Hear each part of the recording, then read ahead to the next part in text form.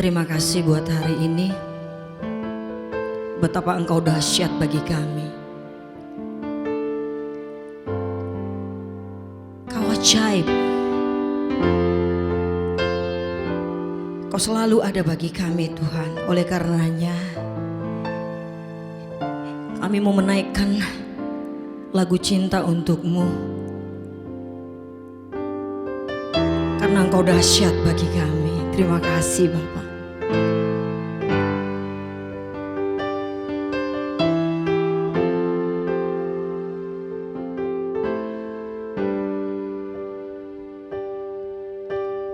Tak sebatas lagu, tak sebatas perlu, ku datang Tuhan. Tak hanya berkat-Mu menyentuh hatimu, rinduku Tuhan. Selidiki hatiku, apa ku sungguh mengasihi-Mu. Tuhan, ini yang ku punya, kehidupan yang telah Kau beri. Kasih-Mu buatku mengerti, hidupku ini lagu cinta untuk-Mu.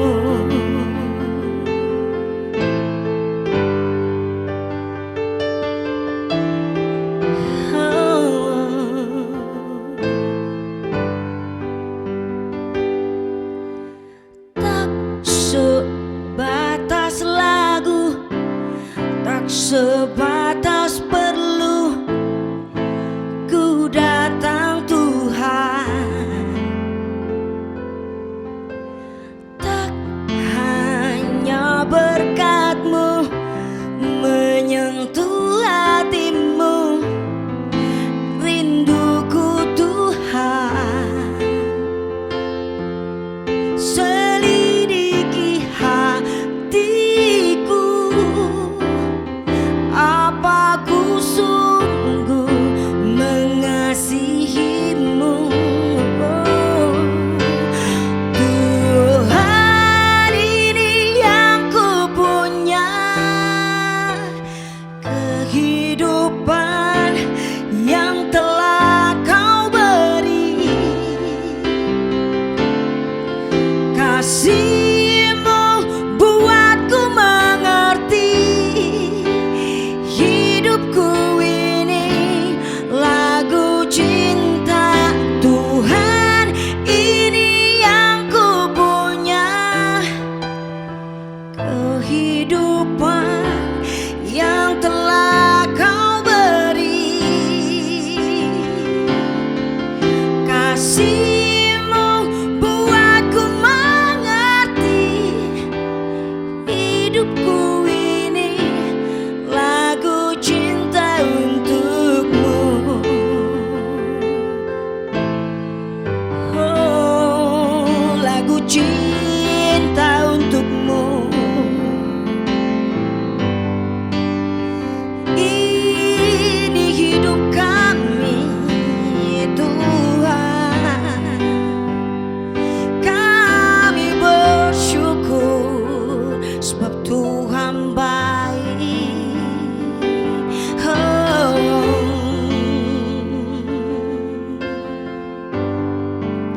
Ajar kami Tuhan dalam hari-hari kami. Biarlah kami terus menyenangkan hati Tuhan, karena Engkau setia. Kami harus setia kepada-Mu. Terima kasih Bapa. Sampai akhir ku menutup mata, ku tetap tetap setia menanti janjimu sampai ku dapatkan mahkota kehidupanku. Ku tetap setia untuk melayanimu sampai akhir. Ku menutup mata, ku tetap setia menanti janjimu sampai ku dapatkan mahkota kehidupanku. Ku tetap setia untuk melayanimu sampai akhir. Ku menutup mata, ku tetap setia menanti janjimu sampai ku dapatkan mahkota kehidupanku. Ku tetap setia untuk melayanimu sampai akhir. Ku menutup mata, ku tetap setia menanti janjimu sampai ku dapatkan mahkota kehidupanku. Ku tetap setia untuk melayanimu. Ku tetap setia, tetap setia, tetap setia untuk melayanimu.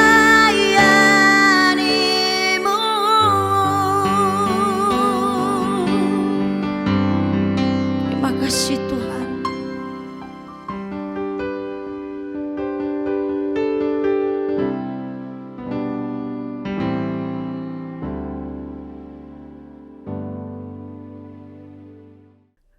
Kalau konsep kamu tentang dirimu telah diampuni, tapi itu masih rusak, maka kamu tidak dapat dengan konsisten berbuat yang berlawanan, ya, dengan cara kamu memandang dirimu sendiri.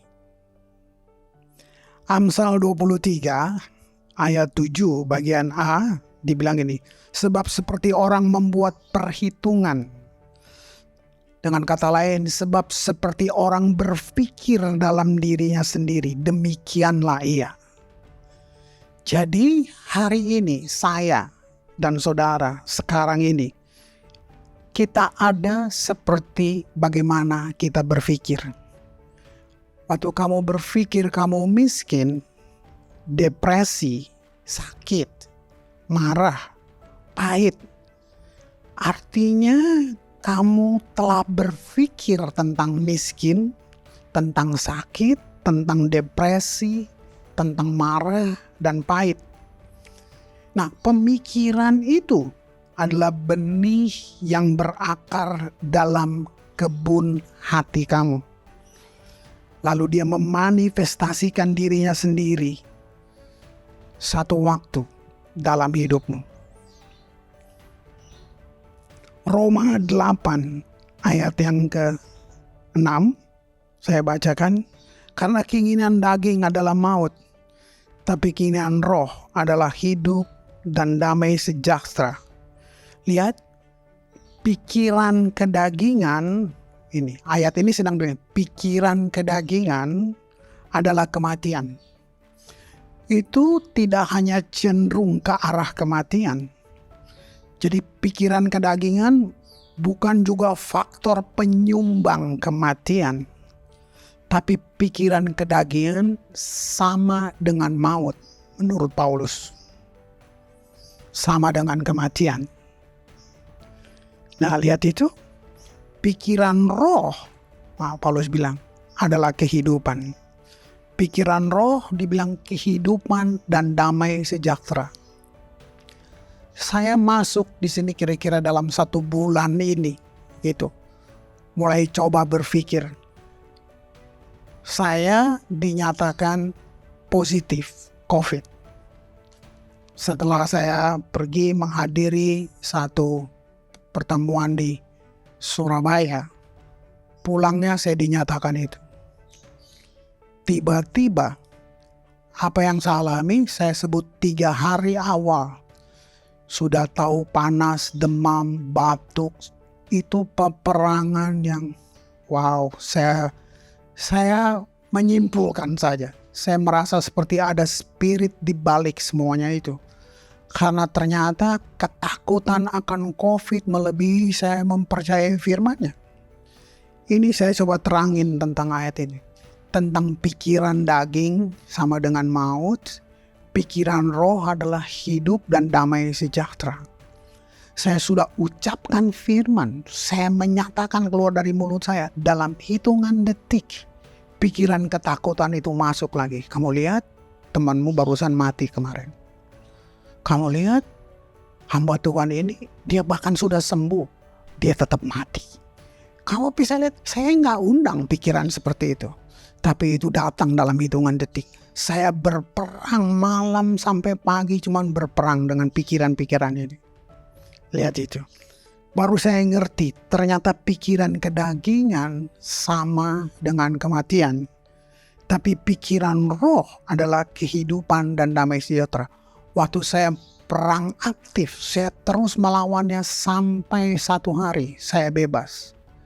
Saya mulai berpikir hanya tentang apa yang firman katakan tentang saya.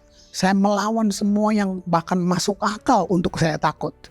Masuk akal untuk saya kecewa, frustrasi, depresi.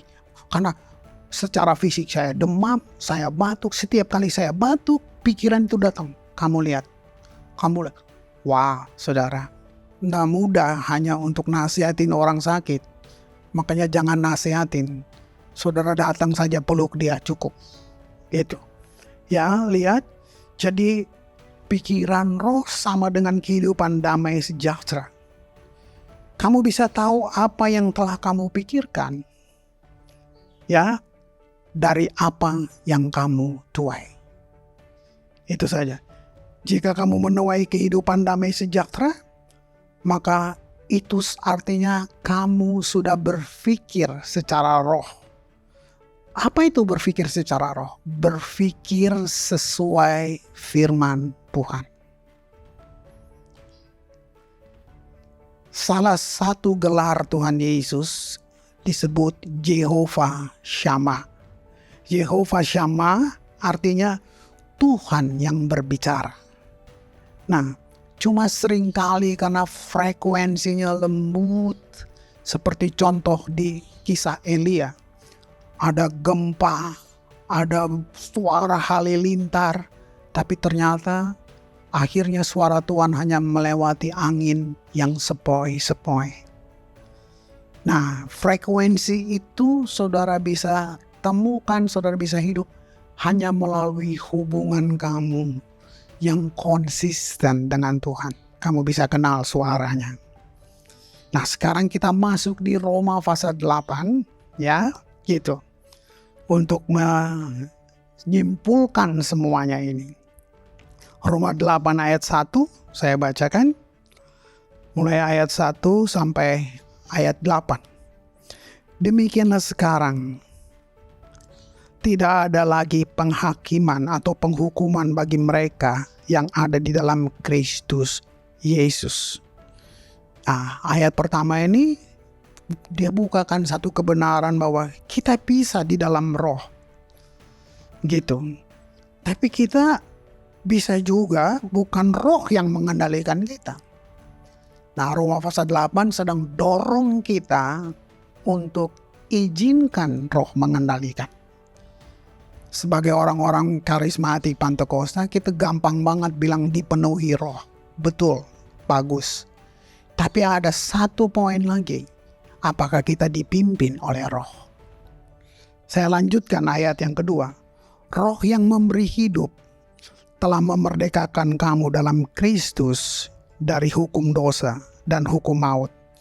Sebab apa yang tidak mungkin dilakukan hukum Taurat karena tak berdaya oleh daging, telah dilakukan oleh Allah dengan jalan mengutus anaknya sendiri dalam daging yang serupa dengan daging dan dikuasai dosa. Karena dosa, ia telah menjatuhkan hukuman atas dosa di dalam daging. Izinkan ayat ini menjadi roh yang mengajar kita sehingga kita bisa berubah di sini. Ayat 4. Supaya tuntutan hukum Taurat digenapi di dalam kita yang tidak hidup menurut daging tapi menurut roh. Sebab mereka yang hidup menurut daging memikirkan hal yang daging. Mereka yang hidup menurut roh memikirkan hal-hal yang dari roh. Jelas ya, saudara itu. Kamu mau join dengan akal sehatmu, akal budimu, jiwa kamu yang ada 5 indera di situ, gitu. Atau kamu mau join dengan pemikiran roh, yaitu firman Allah, gitu. Karena daging adalah perseteruan terhadap Allah, karena ia tidak takluk kepada hukum Allah. Hal ini memang tidak mungkin baginya. Mereka yang hidup dalam daging tidak mungkin berkenan kepada Allah. Tapi kamu tidak hidup dalam daging, Paulus bilang, melainkan dalam roh. Jika memang roh Allah diam di dalam kamu. Tapi jika orang tidak memiliki roh Kristus, ia bukan milik Kristus. Saudara, Roma pasal 8 ini mengatakan semua ini sudah ada di dalam kita. Waktu kamu dalam kesulitan, berarti kamu tidak sedang berpikir secara roh. Kamu sedang berpikir secara daging.